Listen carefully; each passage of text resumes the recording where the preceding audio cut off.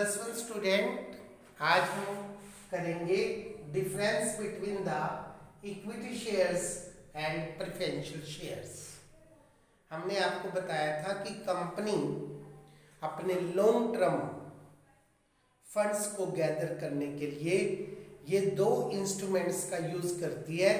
First is the equity shares and second is the preferential shares. अब इन दोनों में क्या डिफरेंस होता है वो हम सीखेंगे। सबसे पहले हमारा आता है participation in management.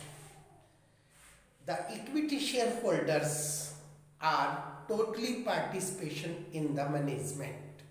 It means equity shareholder को कंपनी की मीटिंग में पार्टिसिपेट करने का राइट है, वोट डालने का राइट है। बोर्ड ऑफ डायरेक्टर के जब इलेक्शन होते हैं तो उन इलेक्शंस के लिए लड़ने का राइट है और उन्हीं में से बोर्ड ऑफ डायरेक्टर इलेक्ट किए जाते हैं। प्रेफरेंशियल शेयर होल्डर के पास ये राइट्स नहीं है। इट मीन्स वो किसी भी तरह से मैनेजरियल एक्टिविटी में पार्टिसिपेट नहीं कर सकती।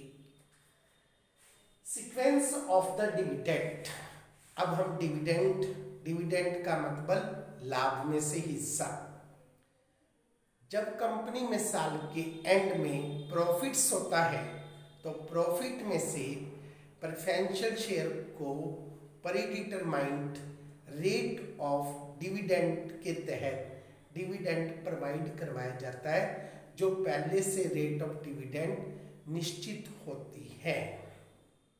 इक्विटी वालों पर रेट ऑफ डिविडेंड पहले से प्रीडिटरमाइंड नहीं होती है और उनको डिविडेंड देना कोई कंपलसरी नहीं है। इसके बाद sequence of the refund of capital at the time of liquidation of company. जब कंपनी का समापन होएगा, पूंजी की वापसी होएगी, तो इक्विटी शेयर होल्डर को पैसे वापस लेने का सबसे लास्ट में अधिकार है। इसलिए उनके पैसे डूबने के चांसेस सबसे ज्यादा होते हैं और इक्विटी से पहले प्रेफरेंशियल शेयर होल्डर को अपनी कैपिटल लेने का राइट है। उनके पैसे डूबने के चांसेस कम हैं, उनको कम रिस्क है। इसी तरह से refund of the capital during the life time. Equity share holder की पेमेंट कंपनी अपनी लाइफ टाइम में कभी नहीं कर सकती। इक्विटी शेयर की पेमेंट केवल और केवल at the time of liquidation, यानी कि जब कंपनी का समापन होता है तभी हो सकती है, उससे पहले कभी नहीं। परंतु हमारे यहाँ एक प्रेफरेंशियल शेयर की टाइप्स होती है जिसे हम रिडीमेबल प्रेफरेंशियल शेयर कहते हैं। उनकी पेमेंट कंपनी जीवन काल में कर सकती है। इसी तरह से हमारा आता है आगे कंपनसेशन। कंपनसेशन की बात समझे तो इक्विटी शेयर कंपनी के लिए इश्यू करना कंपलसरी है। आप इक्विटी शेयर को इश्यू किए बिना कंपनी का रजिस्ट्रेशन नहीं करवा सकते हैं, परंतु प्रेफरेंशियल शेयर इश्यू करना या ना करना कंपनी की विल पे डिपेंड करता है और इसके बिना भी कंपनी अपना रजिस्ट्रेशन करवा सकती है। इसके बाद आता है कॉमुलेटिव नेचर।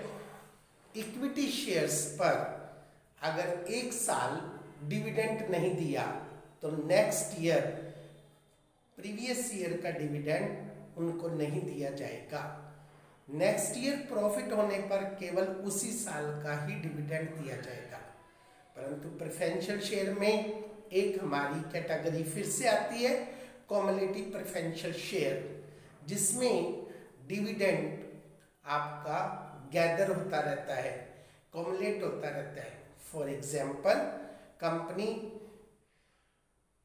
2019 में प्रॉफिट ना होने के कारण डिविडेंड नहीं दे पाई, 2020 में भी नहीं दे पाई।